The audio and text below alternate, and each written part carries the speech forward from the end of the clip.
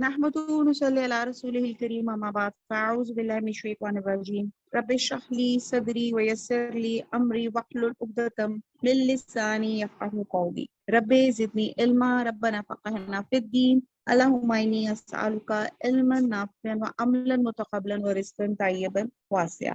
السلام علیکم ورحمۃ اللہ وبرکاتہ.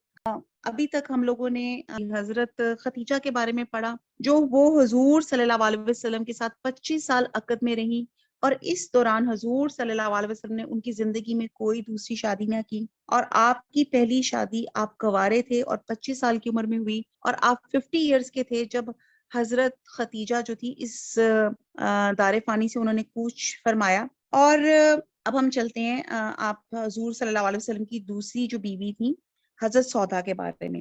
اور حضرت جو سودا تھی ان کی امی کا نام سموس بنت قیس تھا جو انصار کے خاندان بنو نجار سے تھیں، اور حضرت سودا جو تھی ان کا پہلا نکاح اپنے چچا زاد بھائی حضرت سقران بن عمرو سے ہوا تھا. اللہ تعالیٰ نے حضرت سودا کو نہایت صالحہ طبیعت عطا فرمائی تھی. جب حضور صلی اللہ علیہ وسلم نے دعوت حق کا آغاز کیا تھا تو انہوں نے فوراً اس پہ لبیک کہا تھا، اور ان کے ساتھ ان کے ہسبینڈ نے بھی اسلام قبول کر لیا تھا.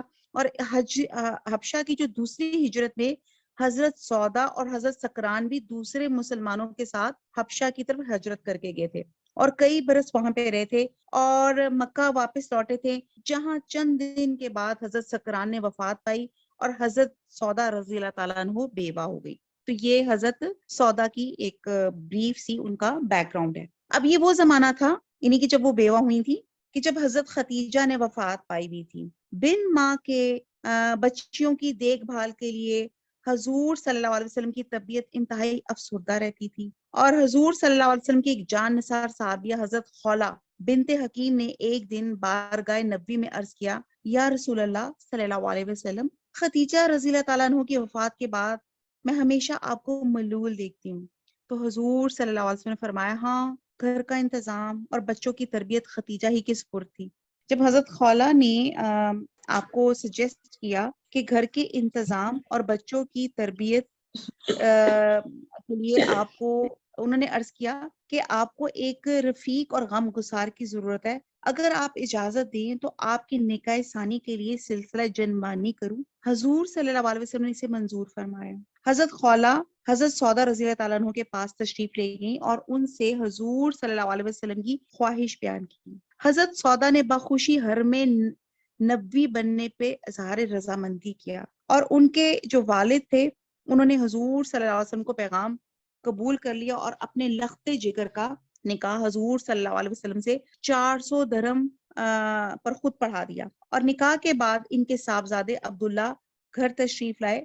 وہ ابھی تک مشرف و اسلام نہیں ہوئے تھے. اس نکاح کا حال سن کے سخت رنجیدہ ہوئے اور سر پہ خاک ڈالی، اور اسلام قبول کرنے کے بعد انہیں ساری عمر اپنی اس نادانی کا بہت قلق رہا. یعنی کہ یہ جو ان کی پہلے ہسبینڈ سے ان کی اولاد تھی، ان کا بات کی جا رہی ہے کہ ان کے صاحبزادے. تو جس سے یہ پتہ چلتا ہے کہ حضور صلی اللہ علیہ وسلم نے اپنی جو پہلی شادی تھی، کیونکہ آپ لوگوں نے شاید سیٹینک ورسز یا سلمان رشدی کے بارے میں سنا ہوگا کہ وہ حضور صلی اللہ علیہ وسلم کی ذات کو اس نے نعوذ باللہ اس نے بہت غلط باتیں کی تھی. تو یہ یہاں پہ جو ہمارا سلسلہ چل رہا ہے، ہم بتانے کی کوشش یہ کی جا رہی ہے کہ حضور صلی اللہ علیہ وسلم کی ہر شادی میں ایک مصلحت تھی، ایک حکمت تھی، اور اللہ تعالیٰ کی طرف سے یہ تمام چیزیں تھیں.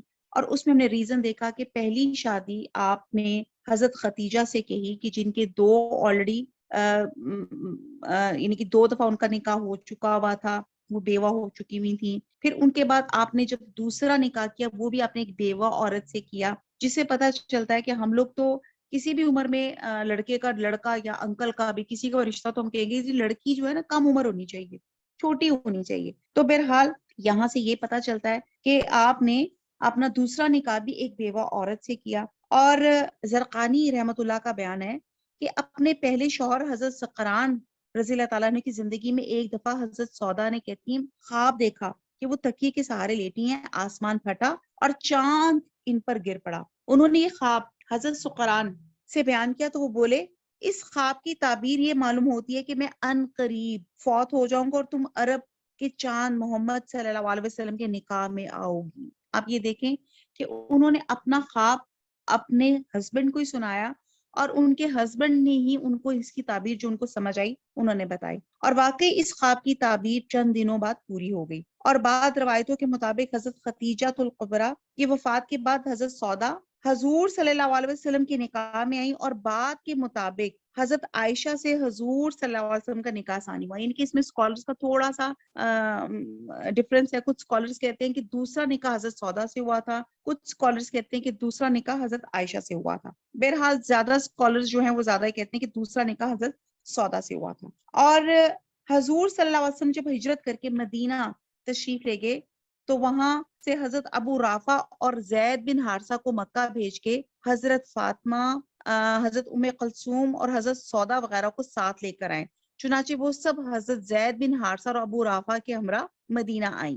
اب آیات حجاب کے نزول سے پیشتر حضرت سودا جو تھی قضائے حاجت وغیرہ کے لیے باہر تشریف لے جاتی تھی. اب یہ وہ ذکر کیا جا رہا ہے کہ پردے کا حکم کیسے ہوا. کہ قضائے حاجات آپ کو سمجھ آئی گیا ہوگا کہ اس وقت اٹیچ واش رومز تو ہوتے نہیں تھے, اور کہتے ہیں کہ ایک دن وہ اسی طرح اپنی اس بیسک انسٹنکٹ کو پورا کرنے کے لیے کہتی ہیں وہ باہر تشریف لے جاتی تھیں. تو حضرت عمر فاروق رضی اللہ تعالیٰ عنہ کو خیال ہوا کہ ازواج مطہرات کو باہر نہیں نکلنا چاہیے. اس کے لیے وہ ایک دفعہ نبی صلی اللہ علیہ وسلم سے انہوں نے عرض کر چکے تھے, لیکن حضور صلی اللہ علیہ وسلم خاموش. یعنی کہ ایک دفعہ انہوں نے پہلے بھی ریکویسٹ کی تھی. کہتے ہیں کہ ایک دن حضرت سودا قضائے حاجت کے لیے جنگل کی طرف جا رہی تھیں کہ راستے میں حضرت عمر مل گئے. حضرت سودا کا جو قد تھا وہ تھوڑا سا ہائٹڈ تھا.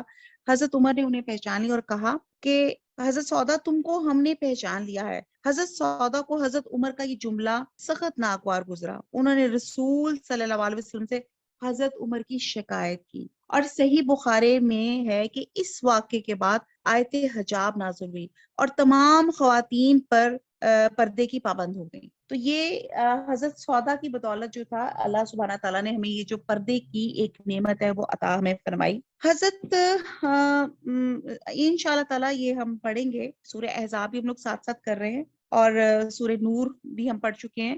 یہ جو پردے کی آیات تھی ہم بہت ڈیٹیل سے ہم لوگ اس پہ پڑھ چکے ہیں. حضرت سودا کے مزاج میں کہتے ہیں کہ تھوڑی سی تیزی تھی, لیکن اس کے ساتھ ہیومر بھی بہت تھا, جسے حضور صلی اللہ علیہ وسلم بعد اوقات بڑے محفوظ ہوتے تھے. اور ابن سعد کا بیان ہے کہ کبھی کبھی وہ جان بوجھ کر بے ڈھنگے پن سے چلتی تھی. حضور صلی اللہ علیہ وسلم دیکھتے تو ہنس پڑتے تھے, یعنی کہ جسٹ ٹو امیوز حضور صلی اللہ علیہ وسلم. کہتے ہیں کہ ایک دن رات کو حضور صلی اللہ علیہ وسلم کے ساتھ نماز پڑھ رہی تھی.